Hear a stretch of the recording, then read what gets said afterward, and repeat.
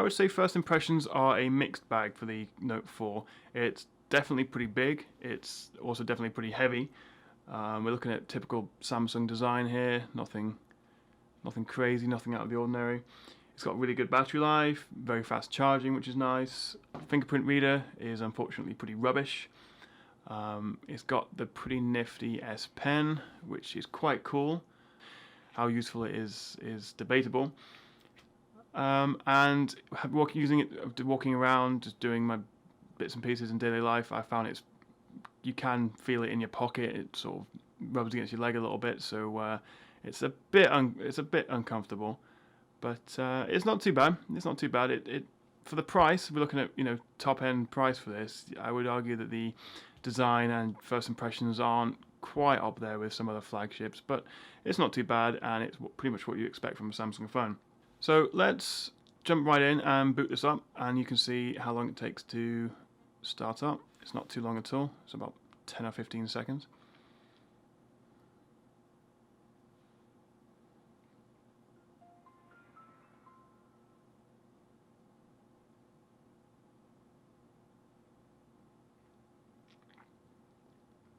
Right, well, it's not too bad.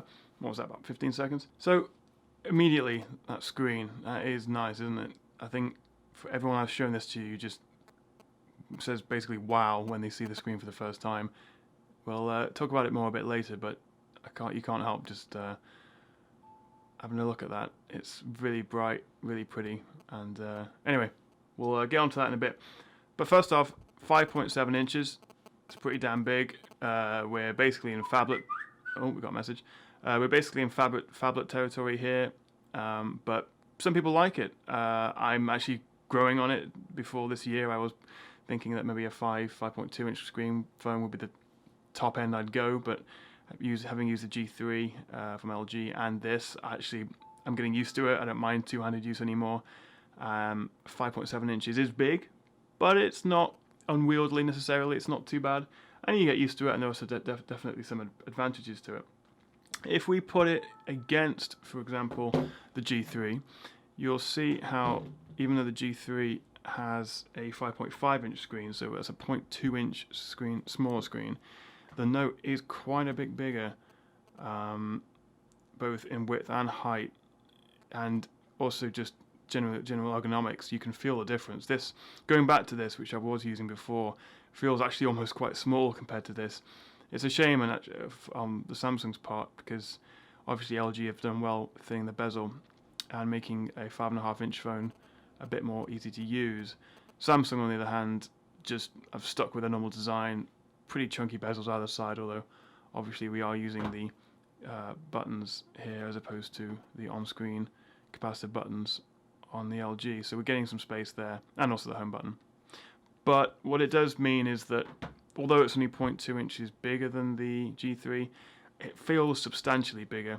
I'd say it feels probably 20% bigger or something, and it's not quite as comfortable to hold. The corners are still rounded, but they're a little bit sharper than, say, the G3, so digs in a tiny bit more. But it's not bad. It's not bad by any means. It's just a shame that we are not seeing the same great design from other companies in terms of sort of mitigating the footprint of these larger phones.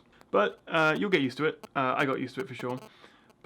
And if we put it next to the Samsung Galaxy Tab S, which is 8.4 inches, I don't know why let's just have a quick look at both of them next to each other.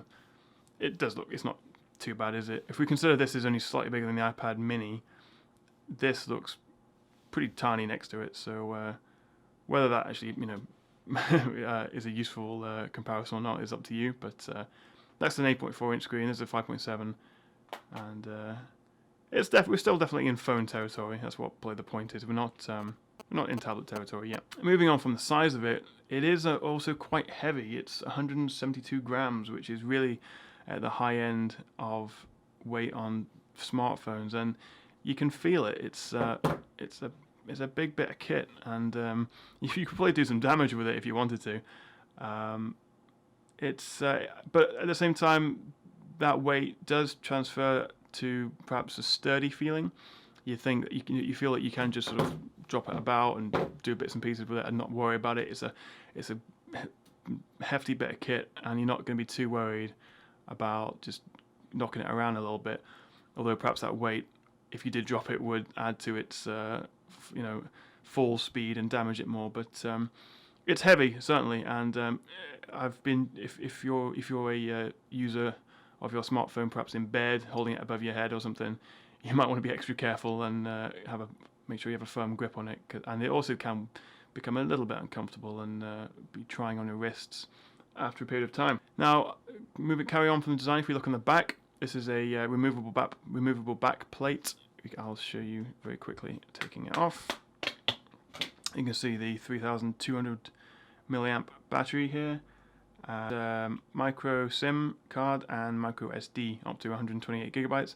So that's all good. So lots of pluses here: removable battery, expandable memory, and removable backplate. So you can change the color. Perhaps if you scratch this, you can replace it. It's pretty cheap. So if we pop that back on. In terms of texture, this is definitely different from what we're used to with Samsung, and different from the Note 3 with its slightly pretending to be pretentious faux stitching effect. This is very much, I think, as soon as you hold it, you'll think of your car dashboard. It has that same sort of soft plastic texture to it. It's not particularly nice. You can get a good grip on it for sure. It's not slippery, and obviously it's not going to smudge, so it's not like a nice glass screen perhaps as you see on a Sony device. So you're not worrying about fingerprints. You're not going to be worrying too much about scratching, although it does have a bit of a nasty scratchy feel to it. And you'd probably lose it if you put it on your car dash and in that, upside down, and it blends in pretty well. So what we're looking at here is a functional design, I would argue, and that's no bad thing at all.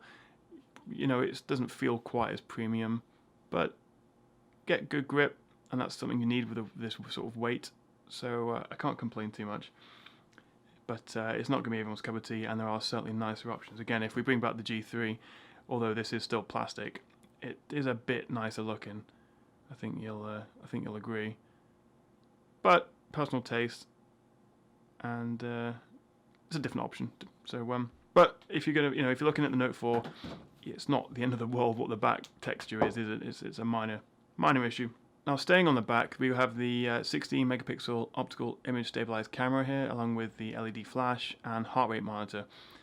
Similar to the iPhone 6 and 6 Plus, and also previous Samsung devices, the camera is not flush with the device, which is actually annoying because I actually don't tend to use cases with phones, and so if I place it down or it's in my pocket or anything, the first thing that's going to get scratched is that lens, which is really annoying actually. And I remember I had a Galaxy S3 a couple of years ago, and I just put it on the floor for whatever reason for a bit, and it turned out I'd scratched this fragile glass here. So it is annoying because that obviously is the first thing that's going to get scratched, and it is one of the most important bits on the back. And although you can replace this removable back cover if you need to, this is not really replaceable. So the fix for that, is the same fix as with any camera for any phone where the camera protrudes, and like the iPhone 6 or 6 Plus, is just to buy a case. Adding an extra sort of mil onto it will cover it and completely get rid of that issue. Finally, on the back we have the normal placement of a speaker. It's pretty average. It's what you come to expect. You know what that sounds like. We'll play some music on it later, but it's nothing to write home about, and it's still in that taking a literal back seat here, and it's a shame we're still not seeing anything on the front like we are from HTC and Sony. So let's move on to the screen. This is really one of the main selling points of the phone. It's huge, it's big, it's 5.7 inches. It's really, really nice. If you ever show someone a Samsung phone or you see one in a shop, the first thing that people often comment on is how bright and vivid the screen is. It's because Samsung used their Super AMOLED technology, which offers really deep blacks, good contrast, highly saturated colors. If I say go to YouTube here, I mean, that red is it's coming out a little bit orange actually there, isn't it? There we go. That's the viewing angle issue, perhaps. It's really punchy, really bright, really vivid. Really nice viewing angles, to be fair. Colors perhaps go a little bit off at an acute angle, but it's not a problem. And actually, generally, viewing angles are very good, as you can see. Yeah, that's pretty good. Nothing to complain about there. it's a really, really nice screen, and I came from using the Sony Z3 fairly recently, and that has famously quite a cool, quite a washed out look to it. And as soon as you turn this on, it's just night and day difference. It's so much nicer. Obviously, this sort of Super AMOLED, really saturated, really punchy display isn't to everyone's taste. It's perhaps lacks in color accuracy. It doesn't really represent natural colors or light as well as some other phones, but most people, I think, probably like it more because it just does look so nice, looks so punchy, so sharp. Now, combined with the QHD resolution, we're getting a really special display here. QHD 1440p, so that's 2560 by 1440, giving us a PPI, or pixel per inch, of 550, which again on phones is just ridiculous and perhaps more than you can see, but it's really nice, and text is extremely sharp. Everything's just sharp, everything looks beautiful. I can't fault it at all. Another benefit of having a top spec phone is actually you're getting Gorilla Glass 4 for the covering the display. This means that it's more difficult to scratch, and if you drop it, it's less likely to shatter. It's one of those things where you're not going to see it, but knowing it's there and knowing it's Gorilla Glass 4 makes you think the phone's a little bit more reliable, and that's always nice to have. One thing that is interesting though, and something that you can change depending on your preference for the screen, is you can go to the screen mode and you can change a couple of options here. You can go from basic, AMOLED photo, cinema, and adaptive display. Now, interestingly, if we just go to basic, you can see a bit of the difference. It doesn't come out too well on the camera. You can see, if you look at the picture, you can see the biggest difference.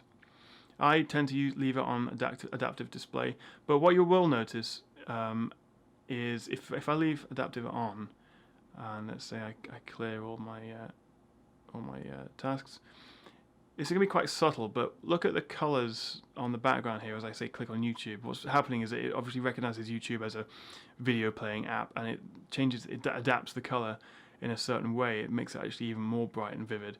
So if we look at the pinks and blues, and as soon as not that one, as soon as I press the YouTube app, it's going to change ever so slightly.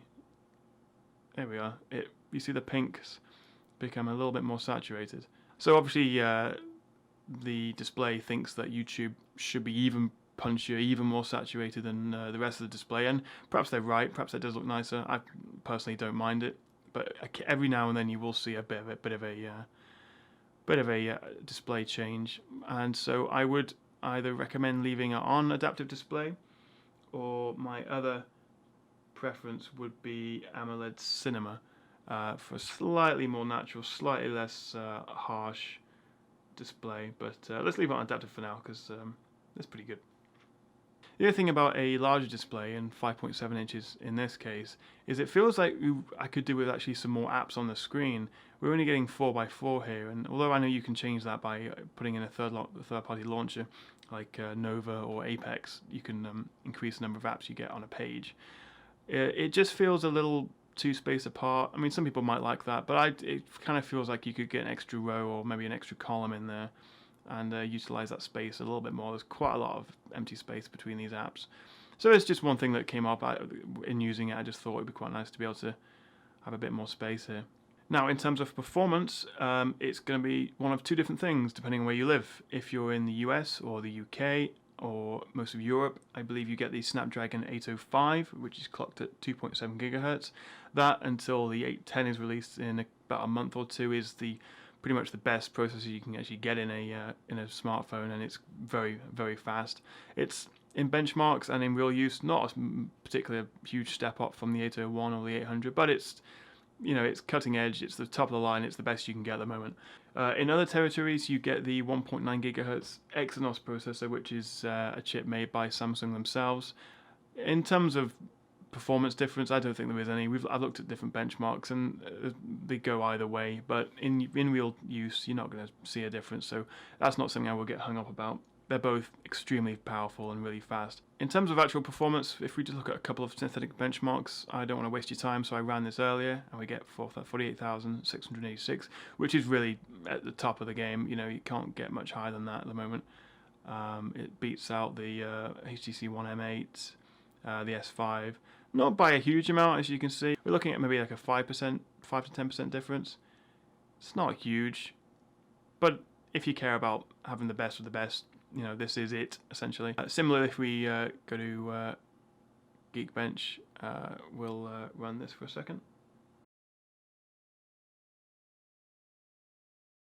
I tested this on the Galaxy S5 as well, which features a Snapdragon 801. I worked out that this is about 18% faster in single core and about 13% faster in multi-core performance in this benchmark. So, you know, we're seeing a 10 to 20% difference in synthetic benchmark speeds there. In real-world use, again, I put it against the S5. In an app launching test, the Note 1 9 times, and the Galaxy actually beat the Note 4 times. So it's not really a step up. It's certainly faster. It is faster, but it's not particularly noticeable, and perhaps only if they were side by side would you really see a difference. But let's just jump into a couple of more intensive games, so you can see that, as with most recent phones, they run flawlessly. You can't fault it. I'm sure if we put an FPS counter up here, it will be a little bit higher than perhaps some other phones. But in playing and using in real life, it doesn't matter. It's fast. But I'll show you anyway. We'll have a quick play.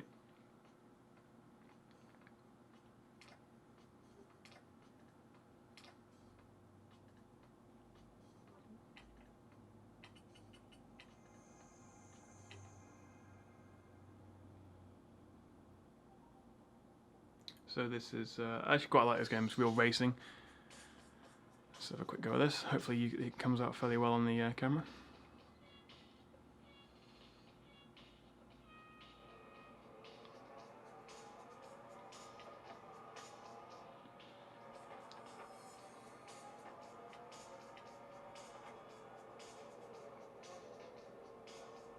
I'm always impressed how good this game looks. It does look like a PS3 game almost, doesn't it? Anyway, absolutely no problems there. Frame rate's good. No hiccups. Loving life. All good. Let's perhaps jump into Asphalt quickly. A similarly good looking game. It loaded a couple of seconds quicker than the Galaxy S5. But again, only something you really notice if they were side by side.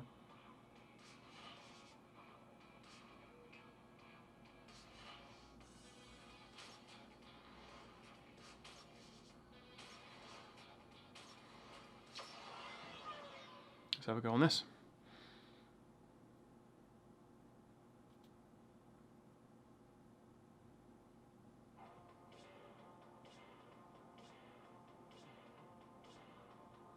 Can't skip these, it's annoying.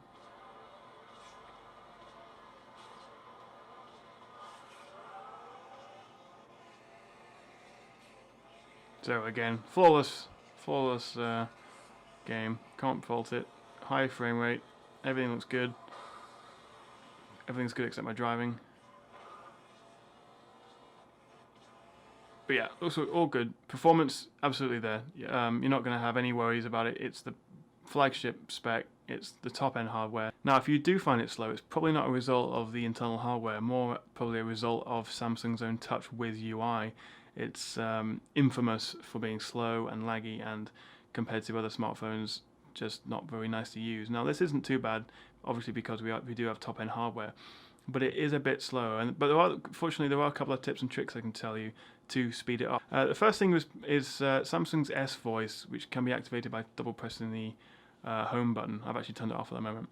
The problem with that is, not only is it not particularly useful compared to, say, using Google Now, but it listens for a double tap. So if you're only pressing it once, it actually takes a little bit longer. There's a little bit of a delay to execute the function and go back to the home, perhaps, or wherever you are. So if it's enabled, there's a setting which I'll show you now. If we go to, I can never find things in the Samsung options, so I have to search for things. So if we go to S Voice, and then this is by default, I believe, enabled. Now what this does, as I say, it opens the S Voice with a double tap of the home button. Now, so if I leave that on, you'll see that actually there is a bit of a delay in going back to the home button when you press it. And if I go back to that, if I go back to S-Voice,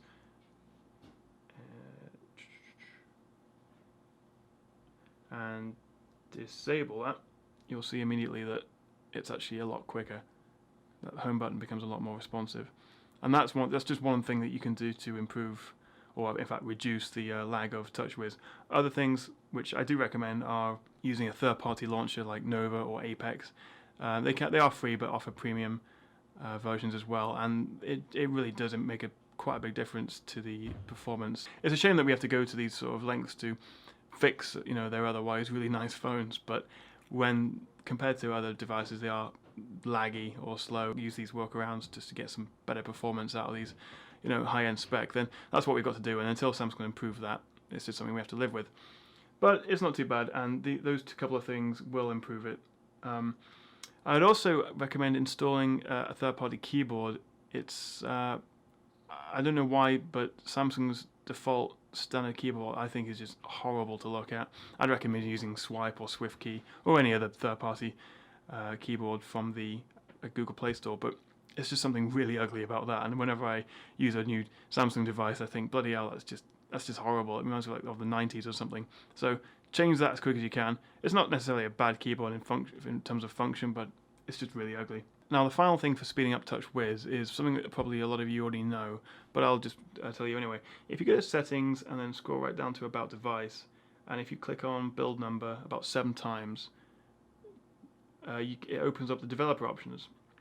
It opens up these developer options, and in here I would recommend not really touching anything, because you could mess up your device a little bit. But one thing I would recommend is if you scroll down to the animation scales, if you reduce them to 0.5 times from the default 1 times, it basically just speeds up the animation process a little bit, and it doesn't become jarring or anything, but it just makes everything a little bit smoother.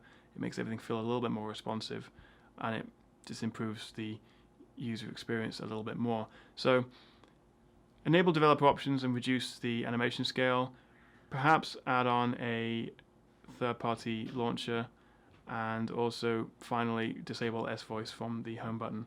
And there are 3 good ways of perhaps speeding up your Samsung phone that I'd recommend.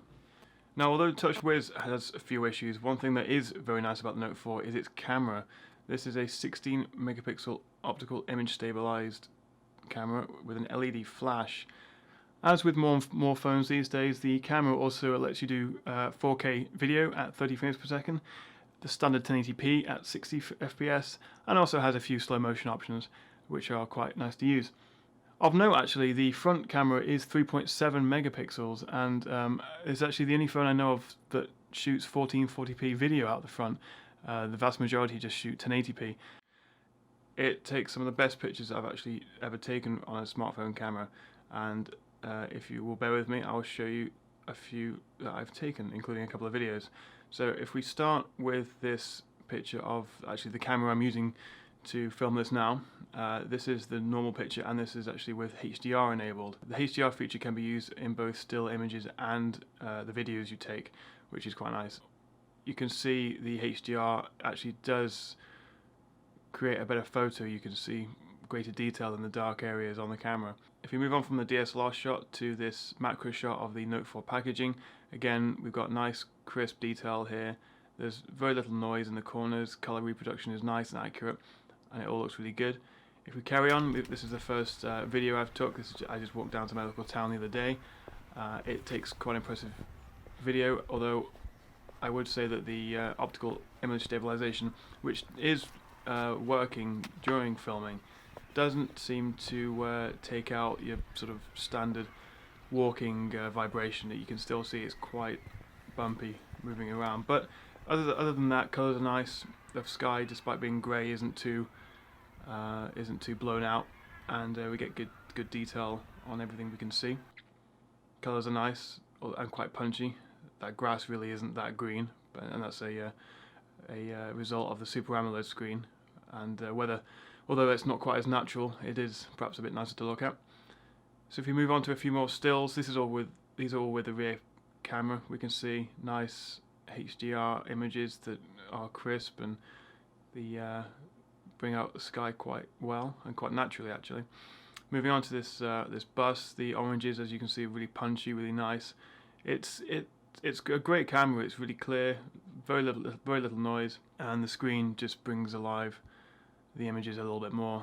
So this is most definitely a very impressive camera, and actually one of the best on a smartphone I've ever used. So if a good camera is important to you, then I'd highly recommend looking at the Note 4 for that. In terms of the front-facing camera, actually isn't too bad. I'm not a big fan of using the front camera normally, but if you must insist on taking pictures of yourself, try and maybe get a cat in it, like these pictures here.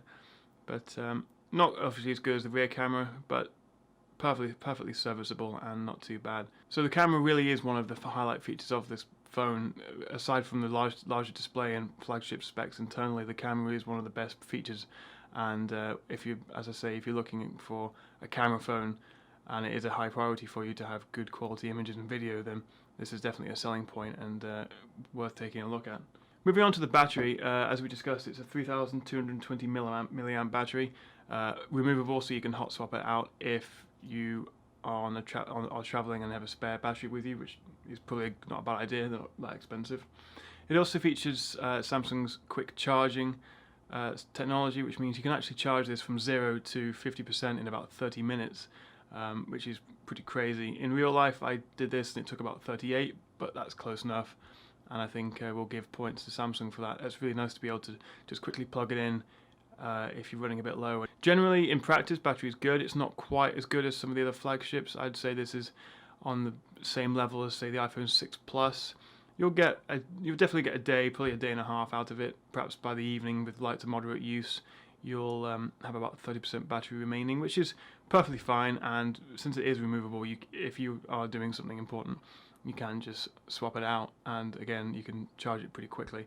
So these mitigate the slightly less than class-leading battery, but it's still very good and not a problem at all. You can extend it even further using the battery saver mode. There's two different types of battery saver mode. This is a normal power saving, which reduces brightness and can restrict performance if you choose to.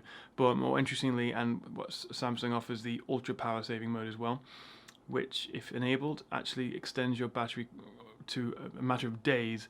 As you can see here, I only have 33% left, but it's quoting me 5.1 days of use left, which is pretty crazy.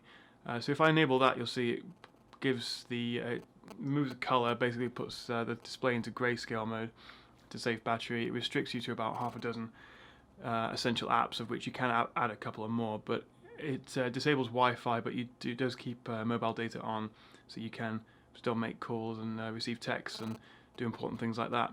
So it's not something I've used in real life, but it's nice to know that you can have that. Perhaps if you get stuck somewhere, you can enable that and just use it for the actual features that phones were originally designed for, and perhaps you can live without playing games for a couple of days. As we discussed earlier, the speaker has been resigned to the back right corner of the phone. This is the same as most Samsung phones and most LG phones, and in fact most smartphones. It is obviously not a priority here for them, and as such it is a very average speaker in quality.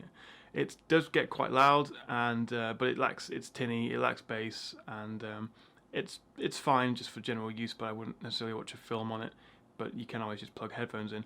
I'll play a couple of seconds of the final countdown so you can get a rough idea of how it sounds. I'll put it up to about medium volume.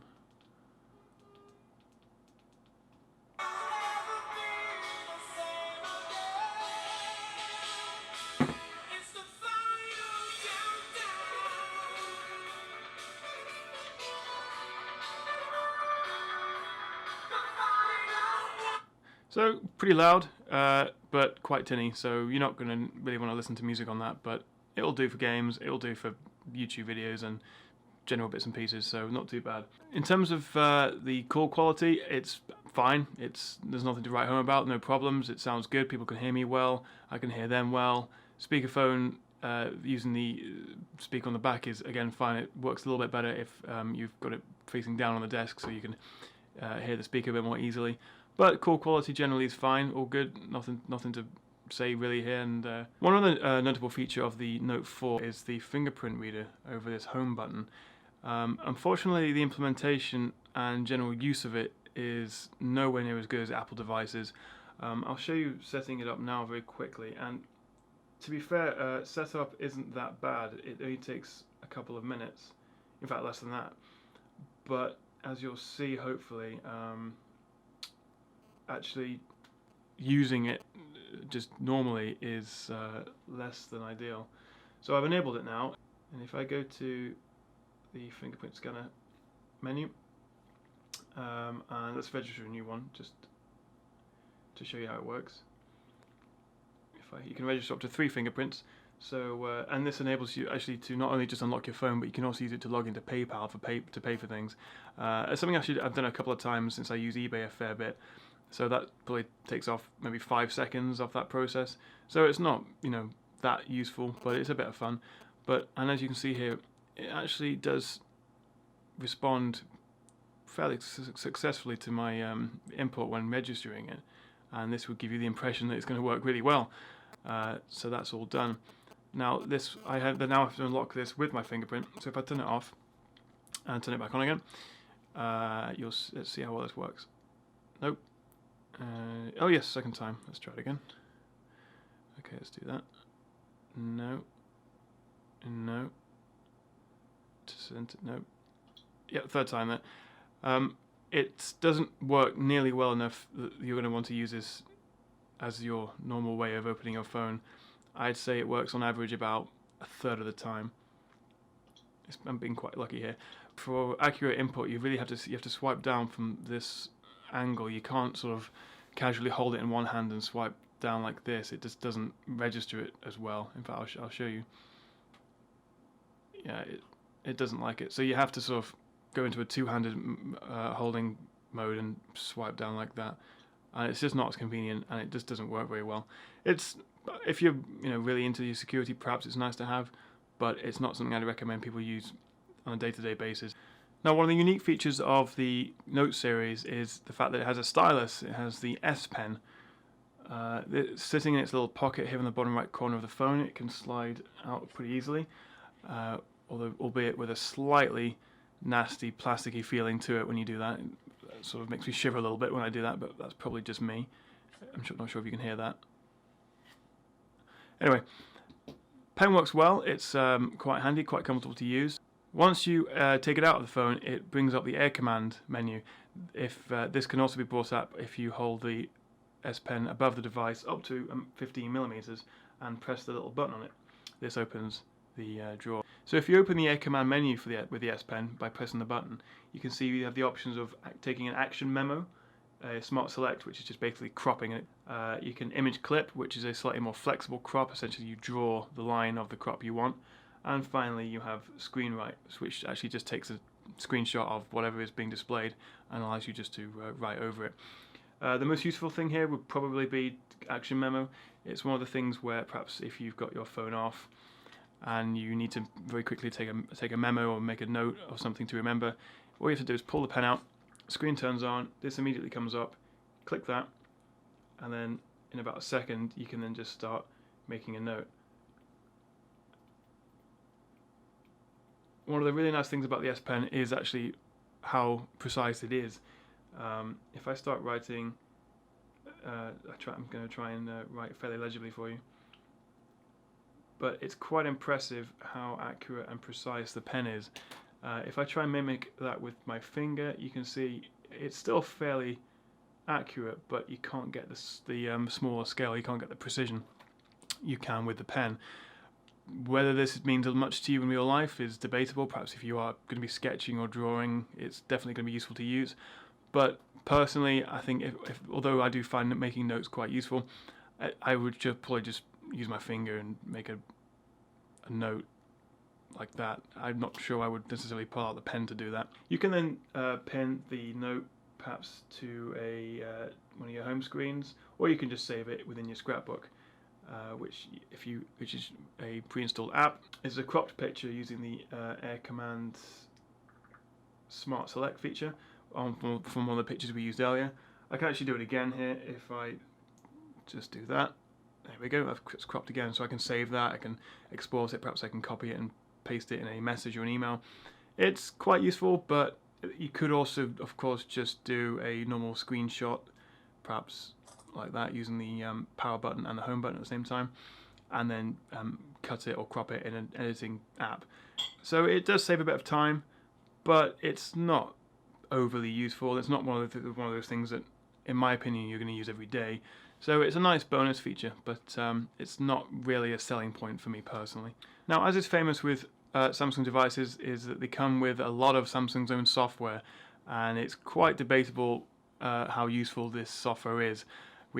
Let's just take a quick run through what they offer, and maybe consider whether you'd even want them. In terms of motions and gestures, we get a direct call option, a smart alert, a mute pause, and a palm swipe to capture.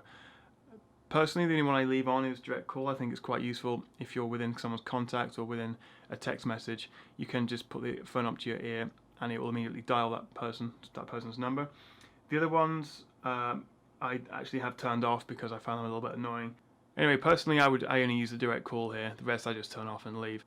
One more thing that I do leave enabled though is what they call Air Wake Up. If I scroll down all the way down here to accessibility, that's not right, that's the wrong one. If I go to accessibility and then dexterity and interaction and Air Wake Up, it's obviously buried in these menus quite well. Now, what that means is, similar to the swipe with your palm to capture an image, if you enable this and then your phone's off, because this device doesn't have any sort of knock-on like LG, for example, if you swipe your hand over it, it'll turn on and you can see any notifications. You still have to unlock your phone unless you've turned off any lock screen feature, but it's quite nice if you've just got it on your desk just to, throw your hand over it and see what's going on. And it looks quite futuristic, and it's one of the features I actually do leave on, and I'd recommend using it. It's a bit of fun, so that's something quite nice to have. Finally, another little feature is the heart rate monitor on the back. Again, it's arguable how much you're going to use this. It's sitting next to the flash here. I'll show you how it works if I go to the S Health widget here and reload that up. If I place my finger, it can be any finger, but I think index works well. If I place the bottom bit of my finger on here, you'll see it lights up red and starts measuring it. It takes a few seconds. I've noticed that, again, this probably works maybe 1 in 3 times successfully. It can often go for about 30 seconds before it tells you it's failed. So, like that again, it's telling me I'm not doing it right. So let's try that again. So I place it here. Let's see if we can measure this. It's doing its loading.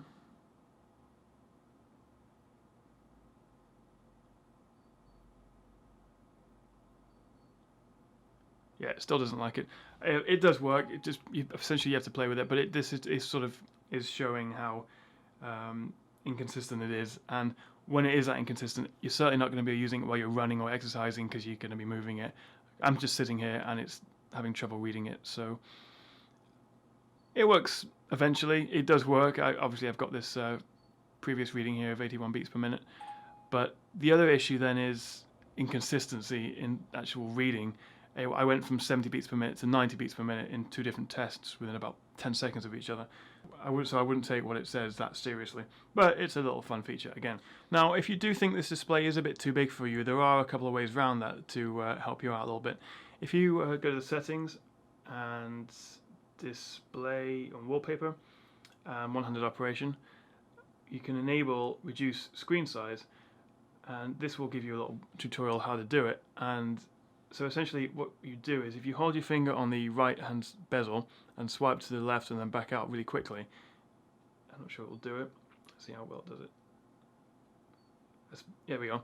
Works third time. It gives you a reduced screen size for one-handed use. It works quite well. Obviously my thumb is now able to reach the full extent of the phone. Whether this is something I'd use in everyday life is debatable again. Another nice thing you can do is actually reduce the size of apps. If you go to, say, YouTube and drag from the top left down, you can make the app a bit smaller. You can see here I'm resizing it with my finger. If I let go, it brings the app down there. This is really nice for multitasking. It means that you can have a couple of apps side by side, perhaps top and bottom, and so you can perhaps be watching a video or sending a text message. And so one of the key things about the Note, and taking advantage of this screen size, is the fact that you can be multitasking. You can have multiple screens open, and for people who do like to for power users who do like to have a lot of things on the go, that's probably a nice feature that you don't get in a lot of other phones, and you're really taking advantage of the extra screen size. What seems to be a common theme with the Note is there are a lot of features to tell you about, and this is why this video is going on so long, but as usual with Samsung products, most of them you're just not going to use in day-to-day life. Most of these sort of air gestures are a bit, they're a bit wishy-washy. You don't know whether you're going to use them properly, and a lot of the time they're going to start annoying you because things are going to be happening. Perhaps if you didn't realize that the air wake up was on, and in your pocket your phone would start waking up and you wouldn't know why. It's a shame that Samsung puts so much effort into these little nifty bits of software, but they pretty much, I'm not going to say useless, but a lot of people aren't going to find much use for them, and perhaps they can get in the way. Whether they impact on the battery life being enabled, I doubt it. It's probably negligible, but for a lot of things, just to keep things simple, I actually turn most things off. A final comment on the design is the fact that the button, the home button, similarly to the camera, isn't flush with the rest of the device. It's protruding, even though it's only slightly. What this does mean is, and I've actually found this in practice quite often, is it'll often turn it on while it's in your pocket. And so I've had music started to blare because within my pocket this button's been pressed, and it's instantly turned on whatever I've been doing, perhaps taking a picture. And so weird and wonderful noises start coming from my pocket, which give me a few strange looks. So it's just one of those annoying things where having a dedicated home button and not being flush with the screen, it can be a little bit annoying in real life, and it's something that's I found to be a bit of a problem with the Note. And it's a similar problem with the Galaxy S5 that had the same issue. Whether this bothers everyone, I don't know, but it's just something to be aware of. And perhaps if you store your phone upside down in your pocket, it's less likely to be pressed, so it's not so much of an issue. So that's been a pretty extensive review of the Note 4, and I hope it's been of some help for you. Obviously there are a couple of issues. TouchWiz isn't perfect, it is pretty big, pretty heavy, and Samsung hasn't made much effort to sort of reduce the impact of that large screen size. But it doesn't really matter, you do get used to it, and I think you're getting a lot for your money. You're getting a great camera, really good battery, beautiful display. You can't really beat a Super AMOLED QHD display at the moment, and really top-end specs. So it's a powerful phone. It does cost £550, about $650, so it's still at the same high price it was when it was released in October. So should you buy one? Well, if you can wait a few weeks, I would. New phones will be coming out in March, April time, and so the price of this may reduce a little bit. If you can't wait, then absolutely get it. If you're a power user, if you like multitasking, if a great camera are all important to you, then I highly recommend this. It is expensive, but it is top of the line, and you won't be disappointed. At the end of the day, if you're worried that it's a bit too big, I would just say, as always, go and try one. Go into a shop, pick it up, play with it for a bit, and ignore the initial first impressions, because as you saw in my video, they weren't all positive. But if you spend maybe 5-10 minutes with it, you'll get used to it, and perhaps you'll appreciate what a great phone this is. So I hope that's been helpful, and this has been a review by TheTechChap. Please like and subscribe if you like these videos, and hopefully we'll see you again soon.